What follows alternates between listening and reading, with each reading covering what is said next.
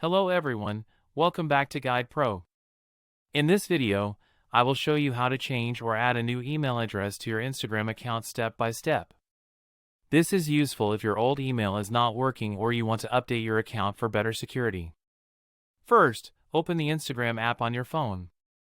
Now go to your profile by tapping the profile icon at the bottom right corner. Tap on the three lines at the top right corner. Now tap on Account Center. Inside Account Center, tap on Personal Details. Next, tap on Contact Info where your email details are stored. Here, tap on Add New Contact. Select email address from the options. Now enter the new email address that you want to use for Instagram. After entering the email, tap on Next to continue. Instagram will now send a verification code to either email or connected WhatsApp number. Open your email or WhatsApp inbox and copy the OTP. Come back to Instagram and enter the verification code. Once verified, your new email will be added successfully. However, your old email may still be set as the primary email.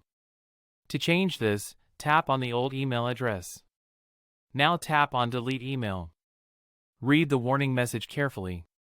Then tap on Delete to confirm. After removing the old email, the new email will automatically become your primary email on Instagram.